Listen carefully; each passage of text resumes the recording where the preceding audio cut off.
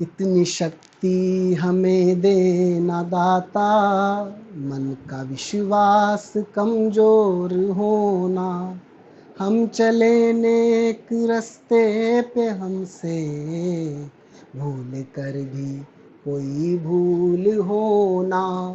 इतनी शक्ति हमें देना दाता, मन का विश्वास कमजोर होना। हे परमात्मा, हमें इतनी शक्ति दीजिए कि हमारे मन का विश्वास कमज़ोर न होने पाए।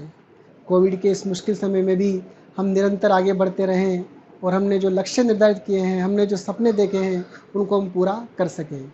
तो स्टूडेंट, आप परमात्मा से प्रार्थना करते रहिए, क्योंकि प्रार्थनाओं में बड़ी ताकत होती है। निश्चित रूप से एक दिन आप सफलता को ज़रूर प्राप्त करेंगे, ऐसा मेरा मानना है, पूरा विश्वास है। हेलो, गुड मॉर्निंग, नमस्कार, स्वागत है आप सबका यूट्यूब चैनल कोटा.एजुकेशन पर। और स्टूडेंट, मैंने ये चैनल आप लोगों की हेल्प के लिए बनाया है, क्योंकि मैं जानता हूँ कोविड के कारण आप लोगों की पढ़ाई अभी बहुत बाधित हो गई है। आपके स्कूल कोचिंग जो है ऑफलाइन नहीं चल पा रहे हैं, पर आप बिल्कुल चिंता मत कीजिए। इस चैनल पर जो भी सब्जेक्ट मैं आप लोगों के लिए लेके आऊँगा, उसकी पूरी पढ़ाई आपको यहाँ पर मिलेगी। आप जिस तरह से क्लासरूम में पढ़ते थे, जिस तरह की फीलिंग आपको क्लासरूम में आती थी, वैसी फीलिंग लाने का मैं पूरा प्रयास करूँगा। जो भी चैप्टर हम पढ़ेंगे, उसकी थ्योरी को, उसके कंसेप्ट को बहुत डिटेल में मैं आपको समझाने वाला हूँ। इसके अलावा हमारी एनसीईआरटी में जो क्वेश्चन आंसर हैं, न्यूमेरिकल्स हैं, उनको भी हम यहाँ हल करेंगे। और इसके अलावा आपका जो कंपटीशन का कॉर्नर होता है, आईआईटी के क्वेश्चन है, नीट के क्वेश्चन है, उनके लिए भी मैं समय समय पर वीडियोज़ लेके आता रहूँगा। तो आपको बिल्कुल भी चिंता नहीं करनी है, बस आप मेरे साथ रेगुलर बने रहना और निरंतर जितने भी वीडियोज़ मैं आपके लिए लेके आऊँ, उनको आप रोजाना ज़रूर देखना। भाई स्टूडेंट, थोड़ी जानकारी करते हैं। 10th क्लास के बाद अब आप लोग 11th क्लास में आ गए हैं, और 11th क्लास में आने के लिए आप लोगों को बहुत बहुत बधाई, कॉन्ग्रेचुलेशन। और यहाँ पर 11th क्लास में बहुत सारी स्ट्रीम चलती है, अलग अलग टाइप की स्ट्रीम होती है। साइंस होती है, आर्ट्स होती है, कॉमर्स होती है, कंप्यूटर साइंस होती है, कई तरह की स्ट्रीम्स होती है। उनमें आपने सबसे अच्छी स्ट्रीम जो मानी जाती है साइंस की, उसको आप लोगों ने चूज किया है। तो साइंस स्ट्रीम में मेनली सब्जेक्ट जो पढ़े जाते हैं वो रहते हैं फिजिक्स, केमिस्ट्री, मैथ्स और बायो। तो यहाँ पर मैं आपको फिजिक्स सब्जेक्ट पढ़ाने वाला हूँ। और फिजिक्स सब्जेक्ट जो है वह सबसे पावरफुल सब्जेक्ट माना जाता है। इन सब्जेक्ट में पावरफुल इसलिए माना जाता है क्योंकि फिजिक्स सब्जेक्ट जो है कंसेप्ट के साथ साथ बैकग्राउंड में मैथ्स को भी लेके चलता है। क्योंकि जैसे मान लो फिजिक्स सब्जेक्ट जो होता है वो मेनली प्रकृति में होने वाली घटनाओं का अध्ययन करता है। प्रकृति में जो भी घटना हो रही है उसके कंसेप्ट को समझता है, पहले उसकी अंडरस्टैंडिंग बनाता है, और फिर उसी कंसेप्ट को मैं मैथमेटिकली भी एक्सप्रेस करना पड़ता है। तो यहाँ पर आपको फिजिक्स को स्ट्रॉन्ग करना है अगर आपको, तो आपको अपनी जो बेसिक मैथमेटिक्स है उसको स्ट्रॉन्ग करना पड़ेगा। तो उसी बेसिक मैथमेटिक्स को स्ट्रॉन्ग करने के लिए मैंने चैप्टर बनाया है। तो चैप्टर 0 मैंने नाम दिया है इसको, basic maths used in physics. तो कोई प्रॉब्लम नहीं है अगर आपकी पहले मैथमेटिक्स कमज़ोर भी रही है आपकी, और आपने यह मैथ सब्जेक्ट अगर नहीं भी लिया है, तो इसकी चिंता करने की आपको बिल्कुल आवश्यकता नहीं है। क्योंकि मैं गारंटी देता हूँ इस चैप्टर को पढ़ने के बाद आपको फिजिक्स में जितनी भी मैथ्स काम आती है वो आपकी बहुत स्ट्रॉन्ग हो जाएगी। मैथ्स से रिलेटेड आपकी कोई भी प्रॉब्लम नहीं रहेगी। बस आप निरंतर मेरे साथ बने रहना, जुड़े रहना, और देखो फिर आप किस तरह से आपकी फिजिक्स स्ट्रॉन्ग हो जाती है। तो चलिए स्टूडेंट, स्टार्ट करते हैं basic maths used in physics. Let's go. तो आइए स्टूडेंट, स्टार्ट करते हैं हमारा चैप्टर। आप भी अपनी नोटबुक और पेन को तैयार रखिए, और जैसे जैसे मैं आपको पढ़ाता जाऊं आप अपने नोट्स बनाने की कोशिश कीजिए। तो स्टार्ट करते हैं। मैंने सबसे पहले सिंपल टॉपिक जो आप पहले से पढ़ के आए हैं, कोण, एंगल, उसको लिया है। एंगल की हमारी डेफिनेशन होती है, दो रेखाखंडों के मध्य घिरी आकृति को कोण कहते हैं। अब आप कहेंगे सर ये तो बहुत सिंपल सी बात है, हम पहले से ही जानते हैं, इसमें कौन सी नई बात आ गई। तो बिल्कुल आप पहले से जानते हैं, पर यहाँ पर देखो हम कुछ डिफरेंस क्रिएट करेंगे, ठीक है ना। फिजिक्स जो है एक अरेंज वे में हमें चीज़ों को याद करना सिखाती है, हमें इसमें अरेंजमेंट का बहुत ध्यान रखना पड़ेगा। तो आप जब कोई भी परिभाषा को लेंगे, कोई भी परिभाषा आपको देना है, तो उसकी सबसे पहले आप कथन करेंगे। तो हमने जैसे यहाँ कथन कर दिया कि दो रेखाखंडों के मध्य घिरी आकृति को कोण कहते हैं, और फिर उसी कथन को आपको मैथमेटिकली भी समझाना है। तो यहाँ पर हमने गणितीय रूप से समझाया। गणितीय रूप से हमने कहा कि चित्रानुसार हमारे पास दो रेखाखंड OA व OB हैं। जो कथन है उसको अपन मैथमेटिकली समझा रहे हैं कि हमारे पास दो रेखाखंड OA व OB हैं, और इनके मध्य का जो कोण है थीटा, उसको हमने नाम दिया एंगल AOB बराबर थीटा, ठीक है ना। तो जो कथन हमारे पास था उसी को हमने मैथमेटिक्स के रूप में भी समझा दिया है। तो ये प्रैक्टिस आपको ओवरऑल आगे तक बनानी पड़ेगी। जैसे जैसे हम फिजिक्स में आगे बढ़ते जाएंगे तो हर जगह में यही लगभग काम करना पड़ेगा। इसके अलावा आपको टॉप टू बॉटम लिखना है, ठीक है ना, ऊपर से नीचे की तरफ लिखना है। और अगर उसका चित्र है तो आपने जो डिफाइन किया है परिभाषा को, उसके सामने उसका चित्र आपको बनाना है। तो ऐसी प्रैक्टिस आप बनाते हुए चलिए, आपके नोट्स भी बहुत अच्छे बनेंगे और आपकी अंडरस्टैंडिंग भी काफ़ी अच्छी बिल्ड होगी। तो अपना ये छोटा सा टॉपिक तो आप जानते ही कंप्लीट हो गया, एंगल्स को कैसे निकाला जाता है। अब नेक्स्ट जो मैं टॉपिक ले रहा हूँ वो है कोणों के प्रकार, टाइप्स ऑफ एंगल। देखो मैंने यहाँ पर हर हेडिंग के साथ पीछे उसके लिए इंग्लिश के वर्ड्स भी यूज़ किए हैं। तो मैं ये भी चाहता हूँ कि आप जैसे जैसे फिजिक्स में आगे बढ़ें तो आप जो भी हेडिंग आए कम से कम उनके तो इंग्लिश वर्ड्स आप ज़रूर याद रखें, क्योंकि साइंस का सब्जेक्ट आप लोगों ने लिया है। तो साइंस में आगे जाके आपको कॉलेज में जब आप लोग जाओगे तो वहाँ पर आपको जनरली बुक्स जो होती है सब इंग्लिश में होती है। तो अभी से हम थोड़ी थोड़ी प्रैक्टिस बनाएंगे कि हमें मैक्सिमम इंग्लिश के वर्ड्स याद रह सकें। तो आप कोशिश कीजिए, मैं भी पूरी कोशिश करूँगा और अपनी वोकेबुलरी को आप बढ़ाने की पूरी कोशिश करना। तो कोणों के प्रकार का मतलब है कि कोण किस किस तरह से मापे जा सकते हैं। तो कोणों को मापने के देखो दो तरीके हैं, उसमें उसी के आधार पे हम कोणों को दो टाइप में डिवाइड करते हैं, धनात्मक कोण और ऋणात्मक कोण। अब धनात्मक कोण किसे कहते हैं, अभी मैं आपको एग्जाम्पल से पूरी बात समझाऊंगा, पहले मैं परिभाषा कर रहा हूँ यहाँ पर। धनात्मक कोण किसे कहते हैं, ऐसे कोण जो वामावर्त एंटी क्लॉकवाइज मापे जाते हैं उन्हें हम धनात्मक कोण कहते हैं। और ऋणात्मक कोण किन्हें कहते हैं, ऐसे कोण जो दक्षिणावर्त क्लॉकवाइज मापे जाते हैं। अब ये क्लॉकवाइज एंटी क्लॉकवाइज क्या है, आपने घड़ी देखी है तो घड़ी जिस तरह से चलती है उसको हम बोलते हैं क्लॉकवाइज डायरेक्शन, ठीक है ना। तो जैसे आप घड़ी मान लो 12 से 3 इस तरह से घड़ी चलेगी, इसको क्लॉकवाइज बोलते हैं और हिंदी में इसको बोला जाता है दक्षिणावर्त। तो इस तरह से जब कोण मापे जाएंगे उनको हम नेगेटिव लिखेंगे। अभी कैसे मापना है वो मैं आपको एग्जाम्पल से समझाऊंगा। इसके अलावा अगर आप किसी कोण को घड़ी के अपोजिट माप रहे हैं, एंटी क्लॉकवाइज, इसको हम कहते हैं हिंदी में वामावर्त, तो ऐसे कोणों को धनात्मक लिखा जाता है। अब आपको इस चीज़ को मैं एग्जाम्पल से क्लियर करता हूँ।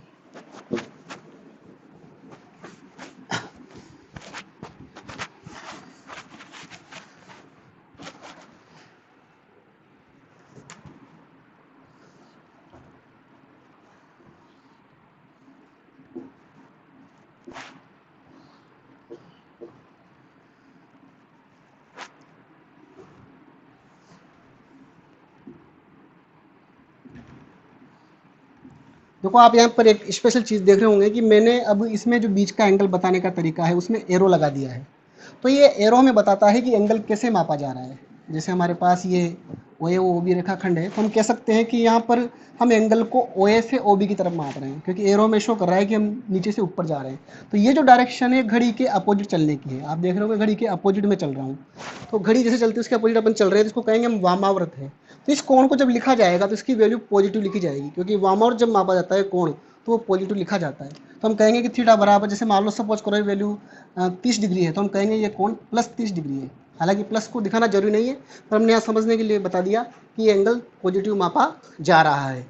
इसी प्रकार देखो आप यहाँ पर एरो जो बना हुआ है वह हमारा संकेत कर रहा है कि हम इस एंगल को ओ बी से ओ ए की तरफ माप रहे हैं, ऊपर से नीचे की तरफ आ रहे हैं, ठीक है ना। तो इसको हम कहेंगे कि हम दक्षिणावर्त माप रहे हैं, क्योंकि एरो देखो बता रहा है कि हम घड़ी की दिशा में चल रहे हैं।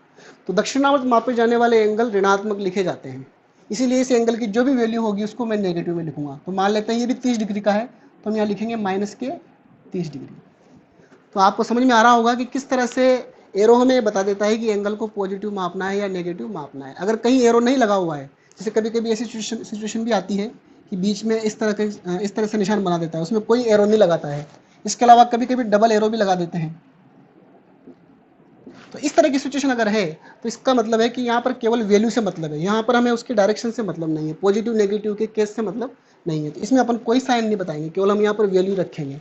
तो आपको मेनली अगर एरो शो कर रखा है तो आप एंगल को उस केस में पॉजिटिव या नेगेटिव के केस में माप रहे हैं, ठीक है। अब मैं इसको और अच्छा क्लियर करने के लिए, इस कंसेप्ट को अच्छा क्लियर करने के लिए कुछ और एग्जाम्पल्स मैं आपके सामने लेता हूँ। तो आइए एक एग्जाम्पल हम यहाँ पर करते हैं।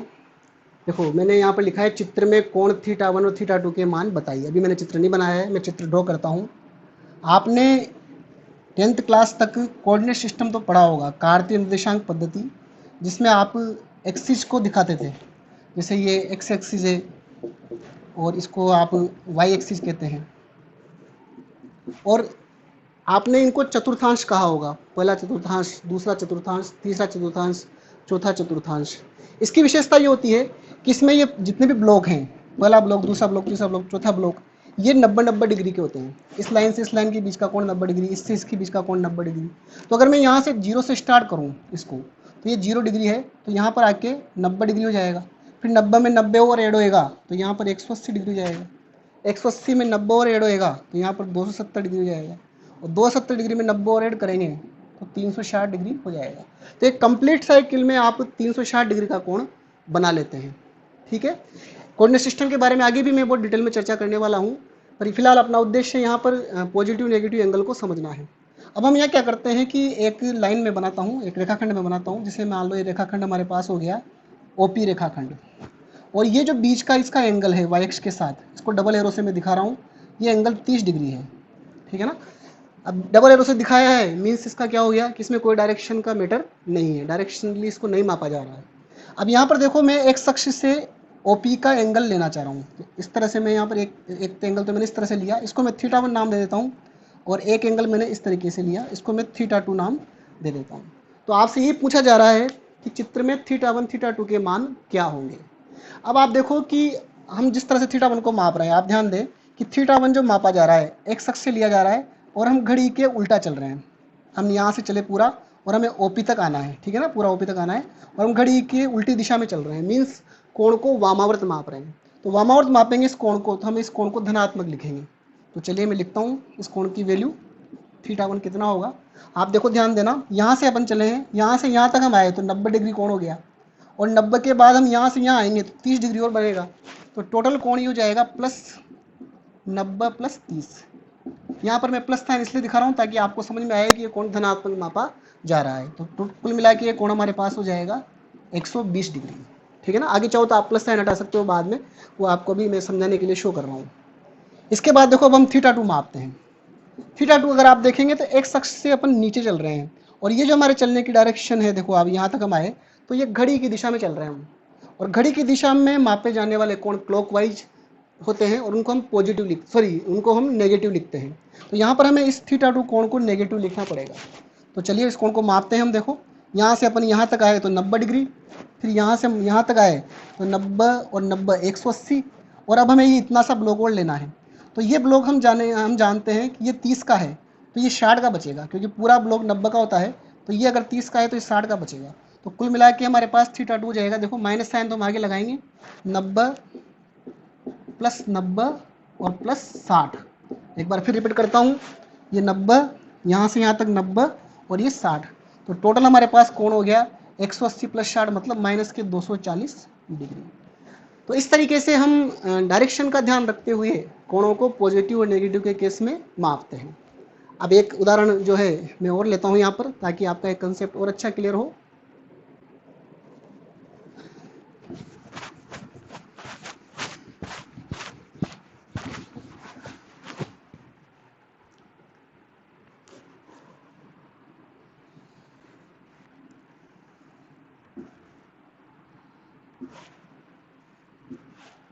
वापस मैंने एक चीज बनाई है,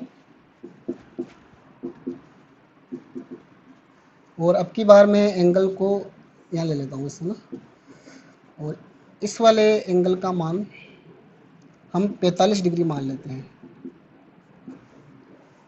अब हमें इस ओपी का एक कोण मापना है। एक बार तो इस तरीके से मापेंगे हम, और एक बार हम इस तरीके से मापेंगे। इसको मैं θ1 नाम दे रहा हूँ, इसको मैं θ2 नाम दे रहा हूँ, और हमें वापस θ1 और θ2 की वैल्यू ज्ञात करनी है। स्टूडेंट समझ में आ रहा होगा आपको? कमेंट करके जरूर बताना समझ में आ रहा है कि नहीं आ रहा है। तो θ1 जो है हम मापते हैं सबसे पहले। देखो अब आप देखो, आप खुद देखिए कि θ1 कैसे मापा जा रहा है। θ1 के लिए हम यहाँ से चल रहे हैं, और इस तरह से देखो मेरे हाथ को देखो आप, तो ये जो है ये वामावर्त घूम रहा है, मेरा हाथ वामावर्त जा रहा है यहाँ तक मापने के लिए। तो वामावर्त कोण जो मापे जाते हैं वो पॉजिटिव मापे जाते हैं, इसका मतलब θ1 हमारे पास पॉजिटिव आएगा। तो θ1 को हम आंसर करते हैं। तो देखिए आप यहाँ से यहाँ तक आए तो 90, फिर 90 के बाद यहाँ तक आ गए तो 180, और फिर ये इतना सा भाग और मापा हमने, तो ये भाग जो है इतना सा, ये 45 के बराबर है। तो कुल मिला के हम कह सकते हैं कि 90 प्लस 90 प्लस 45। ठीक है, इसके आगे हम प्लस साइन लगा सकते हैं।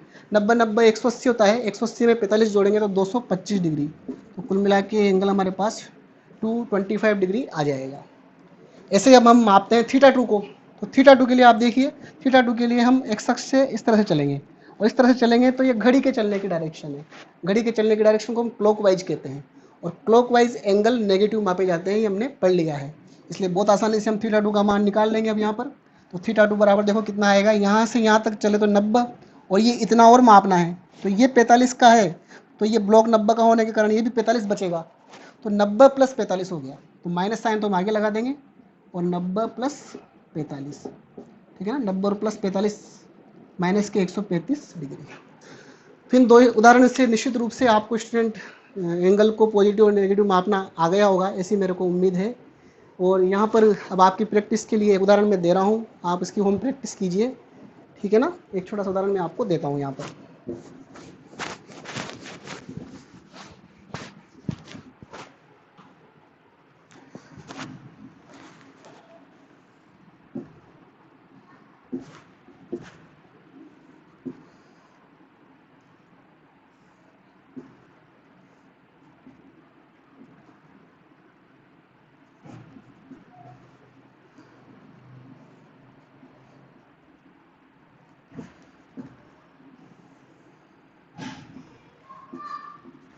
तो आपको इसके मान निकालने हैं और कमेंट में हमें के बताना कि इसके मान क्या क्या आएंगे, ठीक है ना।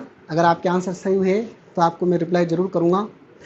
चलिए स्टूडेंट, आज का टॉपिक हमारा कंप्लीट होता है, और पूरी मैथमेटिक्स को स्ट्रॉन्ग करने के लिए आप मेरे साथ जुड़े रहना। निश्चित रूप से आपकी मैथमेटिक्स बहुत स्ट्रॉन्ग होने वाली है, और फिजिक्स में आपको फिर कभी भी प्रॉब्लम नहीं आएगी, फिजिक्स भी आपकी बहुत स्ट्रॉन्ग हो जाएगी। तो फिर एक नए टॉपिक के साथ मैं मिलूँगा आपसे, तब तक के लिए बाय, नमस्कार, थैंक यू।